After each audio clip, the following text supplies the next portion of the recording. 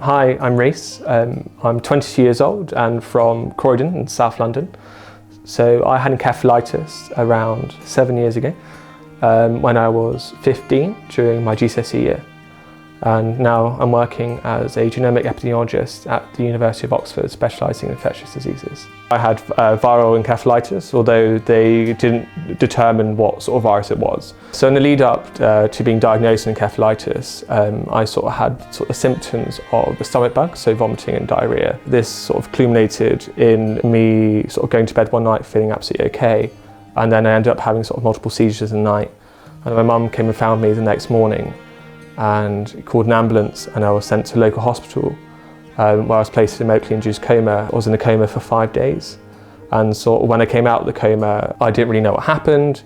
I was very confused, and a lot of my ability that I previously had went for me overnight. I was very sensitive to light, so photophobic, sensitive to sound, so phonophobic, which is a bit of a nightmare when you're ward of screaming babies. I also lost my ability to walk, which came back very quickly, but is something I initially had to relearn how to do. And also I was just very, very exhausted. I didn't really have the energy to do anything. Coming out of hospital, going for a shower was an ordeal. Climbing up the stairs, standing in the shower, it would exhaust me. But as time went on, I started to get more energy, become less fatigued, and could expand my activities I could do. I could go for a 10-minute walk around the block, then a half an hour, then an hour, and I could go for a short run. And then around 5 months after I had encephalitis, I went back to school. So I started with just doing afternoon lessons because I was still quite fatigued, and gradually would build that from first break to lunch and afternoon until the whole day was having a period for a rest. So I was fortunate enough that I could go to the nurse's office and have a nap if I wanted to between lessons. And I could do that whenever I wanted to, and there was no pressure to actually commit to anything. And I was also on medication as well for seizures, and also I was taking melatonin for insomnia, which persisted for about a year and a half afterwards. And I was 16, 17 was when the symptoms I thought began to become not an issue anymore, and I had life relatively as normal from then. I was actually probably quite dismissive to my own illness, because coming back to school, you don't want to be different. You don't want to be treated differently.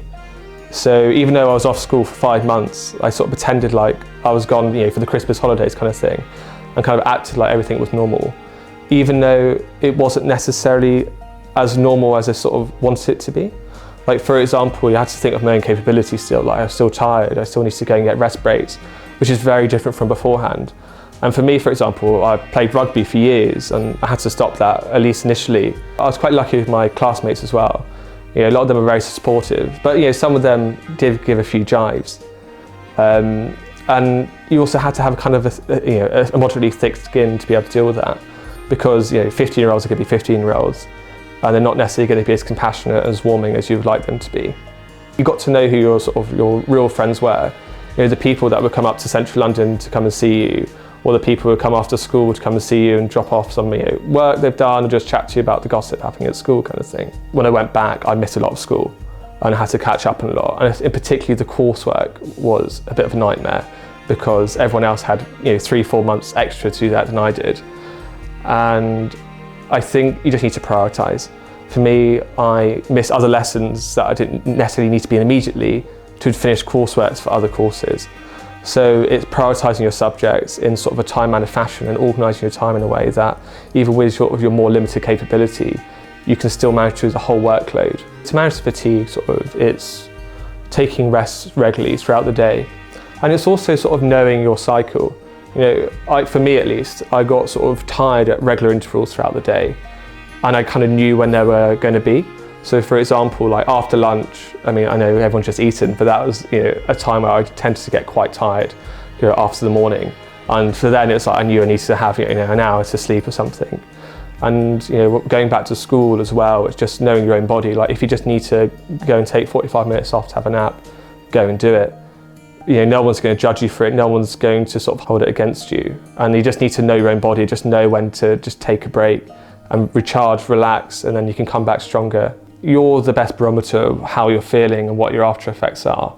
You're the only one that actually experiences them personally. You know what you're capable of, you know what you're not capable of at the moment. It doesn't mean that you won't be capable of those things for the rest of your life, but you need to just be very careful of what you can do at the moment, and that might not be the same of what you could do previously. And you need to adjust to this new normal and just be kind to yourself, not push it, and just take sort of baby steps until you can sort of manage the things that you want to do in the future. In terms of my confidence, I think having encephalitis actually really boosted my confidence, in the sense that you learn that life is too short and you kind of just got to live it. And if you fail or succeed, that's not the important thing. But when you're sort of a teenager, you kind of think you're invincible and you've got your whole life ahead of you. And having sort of a pivotal event like encephalitis really changed that perspective and puts things more, makes things a bit more immediate. Because for me, I went to bed one day and almost didn't wake up, and that could happen to me any day. So it just made me sort of seek more opportunities more and just be sort of more confident in my own abilities. And it gave me much more of a drive, actually. And I think in a really odd way that encephalitis has probably benefited me. In fact, it made me much more confident, much more ambitious. And it made me want to achieve more of my life than sort of previously wanted to. And then from having encephalitis, I actually achieved sort of a good grade at my GCSEs despite of everything. And then I went into sixth form and then got my place at university, and then went to study at the University of Edinburgh, where I graduated with the highest mark in my year.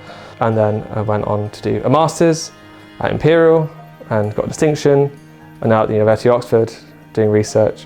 And I just think that it just made me just very ambitious, made me want to achieve more, and sort of hungry just to do better. So I think at the start of your recovery, I think an important thing to know is that the way you are now isn't going to be the way you are for the rest of your life. You just suffered from sort of a major neurological illness, and you need time to recover, both physically and mentally. And that process can be short, but often it's not. For me, it was sort of a multi-year process. It took me to get to complete normality. But the important thing is that you can return to complete normality. And if you can't, you can reach a higher level of normality than you are at the moment. You can still achieve, you can still do well despite the challenges.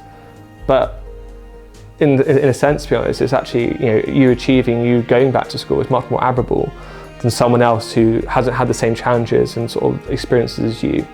And I think you have to kind of reflect on that you going to school, you get up in the morning, you getting in for 8 o'clock, that's an achievement compared to where you were 5 months, 3 months ago. My advice for people going back to school would be not to push yourself. Know your limits, know your capabilities, and don't push yourself too much, especially at the beginning. Because you've been away for so long from school, you're actually going back to sort of an almost alien environment where you've got to sort of readjust and reintegrate yourself in sort of the school life. And you shouldn't push it. You just need to take it a very slow step, or a very slow pace, or a pace that's comfortable for you. And eventually you will get there.